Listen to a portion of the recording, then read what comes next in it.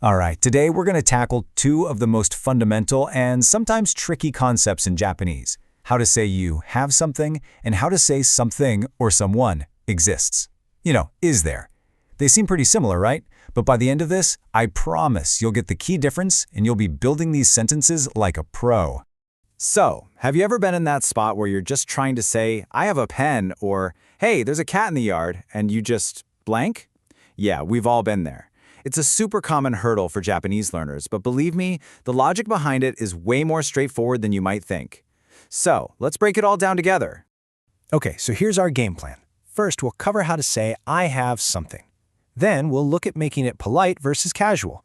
After that, we'll flip it into a question. Do you have? From there, we'll shift gears to saying there is something.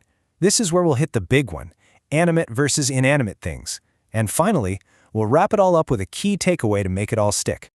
All right, let's jump right in. First up, how to say you have something. In Japanese, this whole idea is built around a really core verb. Let's just see what it looks like in a real sentence. Okay, check this out. Our target sentence is watashi wa jisho o motteiru. This is the ordinary, kind of casual way of saying I have a dictionary. Now, let's pull this sentence apart and see exactly what makes it tick. So, let's break this down, piece by piece. Each part here has a very specific job to do. First, you've got watashi, which is just I, our subject. That's followed by the particle ha, which marks it as the topic. Then we have jisho, the dictionary. That's our object, and it's marked by the particle o. And finally, here's where the magic happens, the verb phrase motteiru. Now, fun fact, it literally means am holding. But in everyday conversation, this is the standard way to say you have something. Okay, now for something that's absolutely crucial in Japanese, adjusting your politeness level. And the great news here, switching from a casual I have to a polite I have is, well, it's incredibly easy. Just take a look at this. All you have to do to make the sentence polite is change the ending. That's it. The casual iru at the end of our verb becomes the polite imasu. So, motteiru becomes motteimasu. Our whole sentence goes from watashi wa jisho motteiru to watashi wa jisho motteimasu. And just like that, you've instantly leveled up your formality. How cool is that? Okay, so what about saying you don't have something? Let's switch it up with a different object, a computer.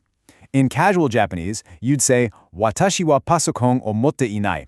See that ending? I bet you can already guess what we're going to do to make this one polite. Yup, you got it. It's the ending again. The negative casual inai just flips to the polite negative imasen. So, I don't have a computer, said politely, is watashi wa pasokon o motte imasen.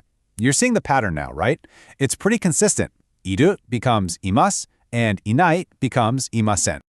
All right, so we've got making statements down, both positive and negative.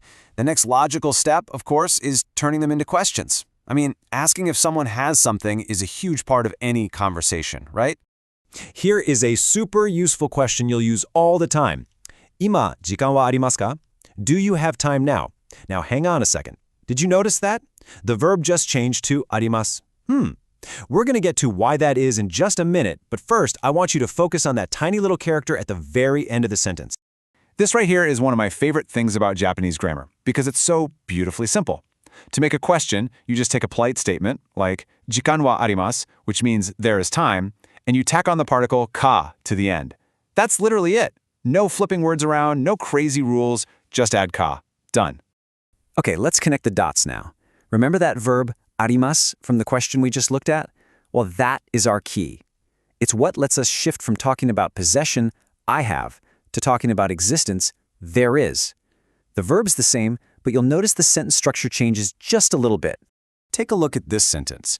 Table no ue ni jisho ga arimasu. There is a dictionary on the table. See the difference?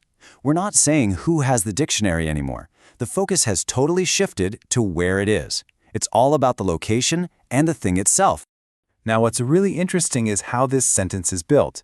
We start with the place, table no wie, meaning on the table. Then we have our subject, jisho, the dictionary. And pay attention here. It's marked with the particle ga, not o anymore. And we finish with our verb of existence, arimasu. So just lock this pattern in your head. Place, then the subject, then the verb. Okay, get ready. because this is probably the single most important rule we're going to talk about today. Seriously, this is the thing that really separates beginners from more advanced speakers.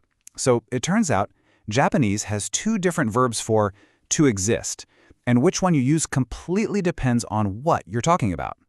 So here's the bottom line, the absolute golden rule. Arimasu is for inanimate things.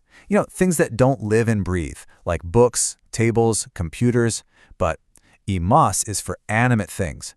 People, dogs, cats, fish, anything that's alive. This isn't just a suggestion, it's a hard and fast rule in Japanese. A dictionary will always arimasu, but a person will always imasu. Let's hammer this home with one more example, this time a negative one with a living subject. Heya ni hito imasen. There are no people in the room. Why do we use imasen?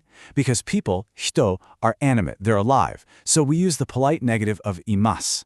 Now, if we were talking about a dictionary not being there, what would we use? That's right, we'd use arimasen.